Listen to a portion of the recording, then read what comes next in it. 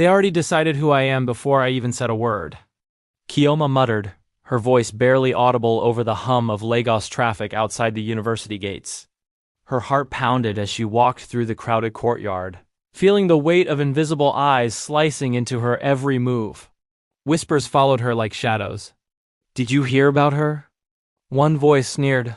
"She's trouble. She's reckless." Everyone says. Another voice trailed off. Chioma's stomach knotted. Every glance, every sideways look felt like a verdict rendered in silence. Her dark dress, modest yet elegant, seemed to invite judgment rather than admiration. Even the students who once smiled at her now watched with suspicion. They've already written my story before they even know me. Her mind drifted back to Tay Charming, smooth, with a smile that had once made the world feel lighter. Late-night study sessions turned into whispered dreams. Promises whispered under flickering dorm lights. And then, the betrayal. A sudden, inexplicable silence from him, and the gossip began before she could explain herself. The campus became a courtroom, and she was both defendant and jury. Chioma ducked into the library, hoping the familiar scent of books and polished wood would offer solace. It helped briefly. Yet even here, the judgment lingered. A group of students paused mid-laughter, their eyes flicking toward her. She could feel it. The assumptions, the curiosity, the silent verdicts being whispered under breaths. She adjusted her bag and moved past them, refusing to make eye contact. Her grandmother's voice echoed in her mind. "The river does not rush, yet it reaches the ocean." "Let them talk, my child. The truth flows in time." Ngozi, her quiet friend, appeared beside her with a reassuring smile. "Ignore them," she whispered. "Most of them haven't even met you, yet they think they know everything. Isn't that ironic?" Chioma nodded. "It's like living under a spotlight for crimes I didn't commit." Her eyes scanned the library, landing on the worn folktale books she'd grown up with. Tales of tortoises outsmarting stronger animals, clever children overcoming impossible odds, and wise elders who turned patience into power reminded her that judgment was temporary. Wisdom was enduring. She sank into a chair near the window, letting the sunlight warm her face, and drew a deep breath. Each whispered rumor, each sidelong glance, could either crush her or fuel her. Chioma made a silent vow. She would not let assumptions define her. The truth would be her voice. Outside, the Lagos skyline blazed in gold and amber, a city alive with chaos and hope. Inside the library, Chioma's eyes hardened with resolve. She would navigate the judgment, confront betrayal, and show the world who she truly was on her own terms. If they judge me before they know me, I will make sure they see my truth. One step at a time. The corridors of the university felt colder that morning. Every step Chioma took was measured, deliberate, as if the pavement itself might betray her. The whispers had grown louder, more pointed, no longer just the soft murmurs of curious students. They were like knives in the air, slicing invisible but tangible cuts across her confidence. "Have you heard about her?" Someone whispered, eyes darting nervously. "She's trouble. Always scheming." Everyone says Chioma tuned them out, focusing instead on her own rhythm of movement. Yet, even ignoring them did not diminish the gnawing sense of judgment pressing on her shoulders. She ducked into the library where the familiar scent of books should have been comforting. It helped, but only slightly. A voice broke the tension. "Chioma, over here." It was Ngozi, her steadfast friend since freshman orientation, waving from the corner near the reference section. She was smiling, but her eyes carried the weight of shared understanding. Ngozi had also been unfairly judged before, for reasons no one could articulate. "Ignore them," Ngozi said quietly as Chioma approached. "Most people haven't even met you. Yet they feel entitled to decide your story." Chioma exhaled slowly. "It's exhausting. To live every day under a microscope." She paused, glancing at a group of students whose laughter had stopped the moment she entered. Their eyes followed her, half curiosity, half assumption. And for what? For trusting someone who betrayed me? Ngozi nodded, leaning closer. "Remember what your grandmother told you? The river does not rush, yet it reaches the ocean. Let them speak. Let them judge. Your truth will flow in time, no matter how long it takes." Chioma thought of Auntie Ajiro, the elder from her neighborhood who always spoke in riddles and proverbs. "The tortoise does not race to boast, yet it reaches the finish before the hare," she had said last summer. Patience, cleverness, and calm resolve were the tools Chioma needed, not shouting. Not confrontation, but strategy and self-possession. She wandered to the back of the library, her fingers brushing the worn spines of folktale books. Stories of cunning animals, clever children, and resilient women reminded her that judgment often came first, understanding later. She realized she had a choice: let the whispers crush her, or let them fuel her determination. That evening, Chioma made a decision. She would not hide. She would attend every lecture, participate boldly in discussions, and let her work and character speak louder than any rumor. She began reaching out to other students who had been misjudged, quietly forming bonds and alliances. Together, they would weather the storm of false narratives. As the sun dipped below the Lagos skyline, Chioma's reflection in the library window looked back at her, steady and unyielding. She whispered to herself, "If they judge me before they know me, I will show them who I am, and they will have no choice but to see the truth." The whispers might follow her, but now they fueled a quiet fire, a determination to rise, to shine, and to confront the lies with patience, strategy, and courage. The morning sun had barely pierced the Lagos skyline when Chioma received the message that shattered any fragile calm she had built, a post on the campus forum, shared by dozens of classmates, painting her in a way that was entirely untrue. Tay's name was there, of course, attached to every insinuation, every twisted half-truth. She only got that scholarship because of, the post read, "Trust me, she's not who she seems. Watch her carefully." Chioma's hands trembled. It wasn't the first rumor, but it was the first one that spread like wildfire in the digital world, instant and uncontainable. Even students who had smiled at her moments before were now exchanging glances that felt like verdicts. Every whisper, every sideways glance, every quiet snicker became louder in the echo chamber of her mind. She closed her laptop, but the weight remained. It wasn't just gossip anymore, it was a public trial of her character, her choices, her life. And the person orchestrating it sat somewhere across campus. Smiling at the chaos he had sown, flashbacks hit her hard. Late-night confessions in dimly lit dorm corridors, promises of loyalty whispered like sacred oaths. Tay had been everything she trusted and more. And now, his betrayal was not just personal, it had become a weapon against her reputation. Chioma paused and remembered the stories her grandmother told her. The clever child is not the one who shouts first, but the one who waits for the right moment to act. The tortoise in her folktales never rushed. It strategized. It planned. And when the time was right, it moved with unstoppable precision. Taking a deep breath, she refused to let panic dictate her next steps. She reached out to Ngozi and a few quietly loyal classmates. Together, they began to document every false statement, collect witnesses, and observe Tay's manipulations. It was slow work, painstaking, but each piece of evidence was a brick in the wall she was building around her integrity.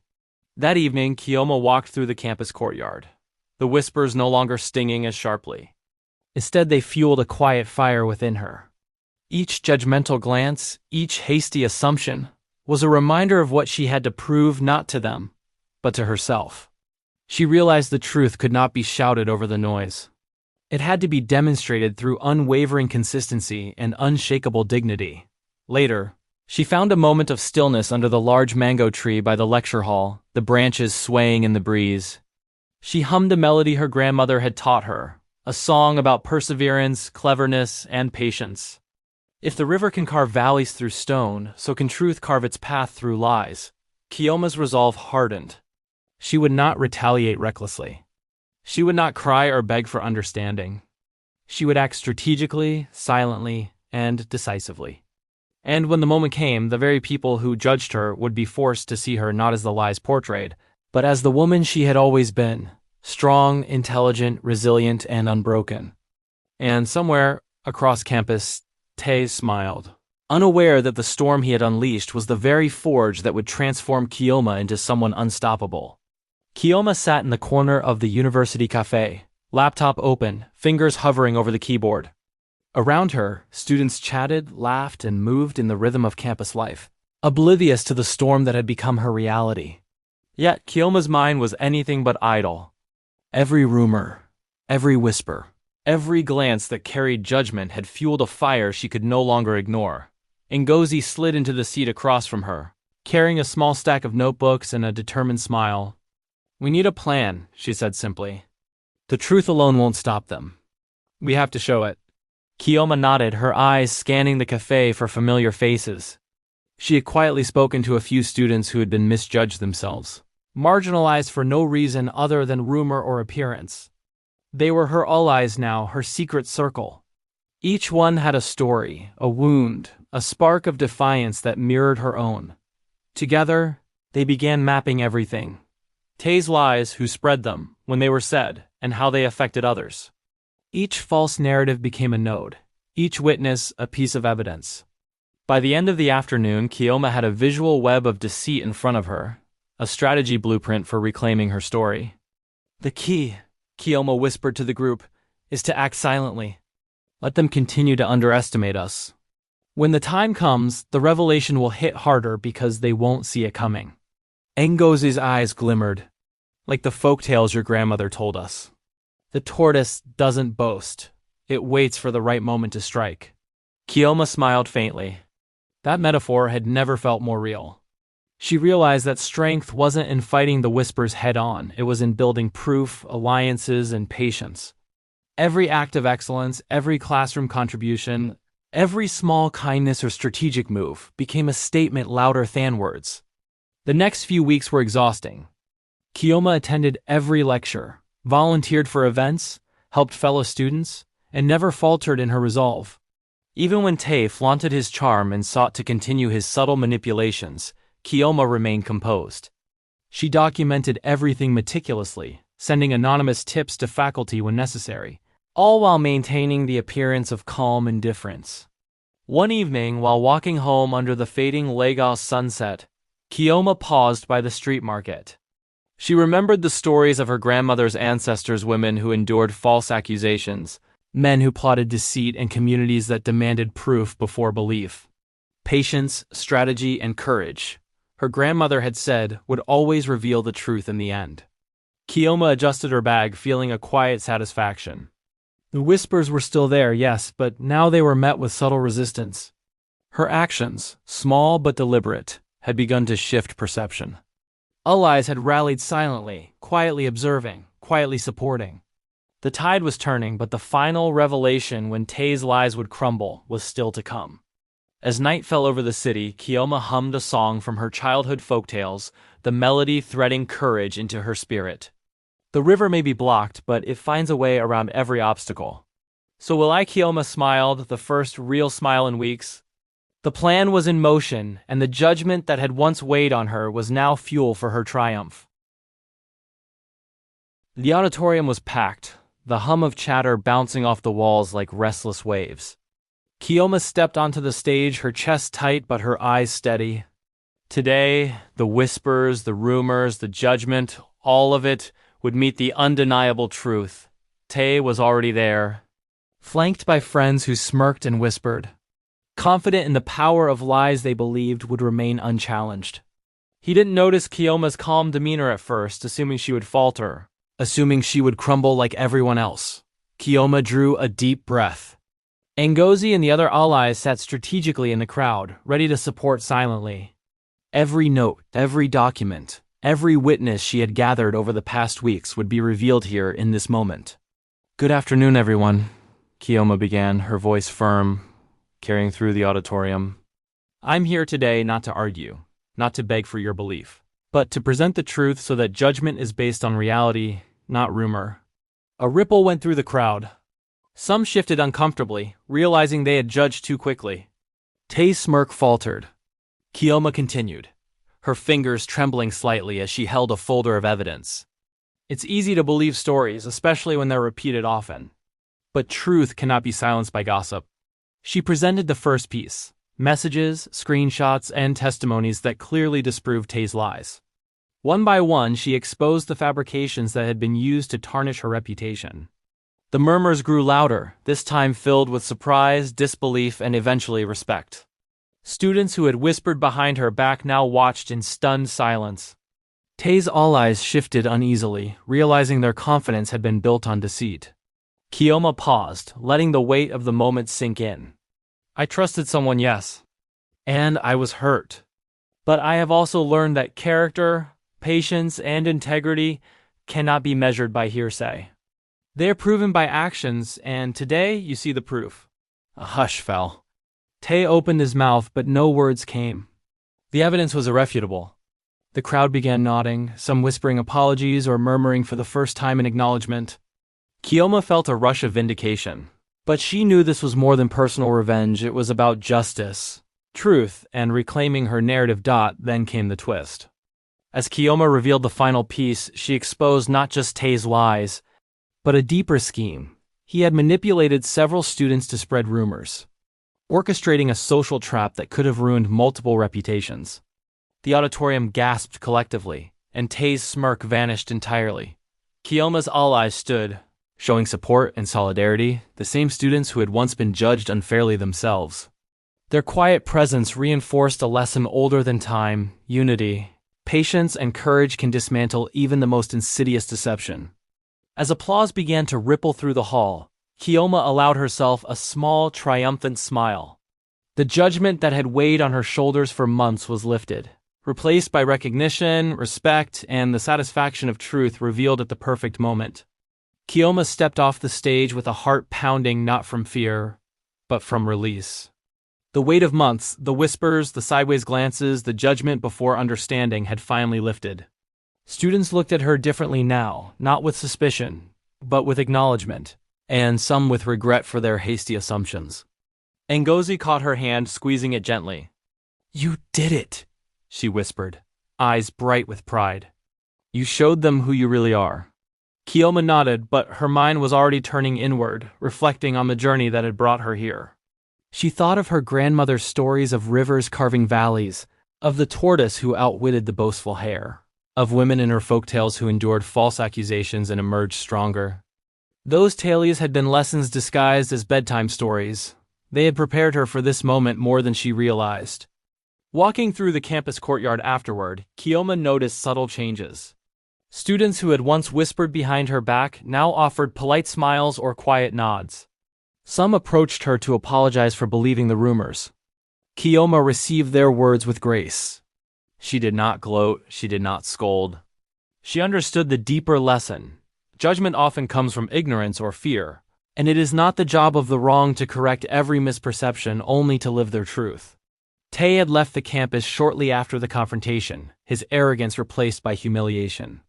Chioma did not celebrate his downfall. Rather, she felt relief that the darkness he had cast over her life could no longer spread. She had reclaimed her narrative, and in doing so, she had also restored the dignity of those who had been quietly misjudged alongside. Her grandmother's words echoed again. "The river does not rush, yet it reaches the ocean." Those who are patient, who remain steadfast in truth, cannot be swept away by the currents of gossip or lies.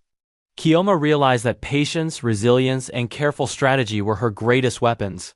The fire that had once threatened to consume her had now forged her into someone stronger, someone wiser. In the weeks that followed, Chioma focused on her studies and community work, helping other students navigate the social pressures that had nearly derailed her own life.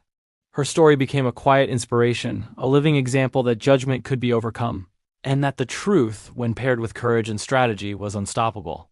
One evening, as the Lagos skyline glimmered in the golden light of sunset, Chioma sat by her window, humming a melody from her childhood folktales. Her daughter, or perhaps one day her students, her friends, those who looked to her for guidance, would hear this song, a lullaby of resilience and courage. A reminder that life may judge you before it knows you, but the heart that remains true will always find its way. Chioma smiled, feeling a profound sense of peace. She had been judged, underestimated, and misunderstood, but she had also endured, persisted, and triumphed. And in that triumph, she understood the greatest lesson of all. To live your truth is the most powerful answer to a world eager to misjudge you.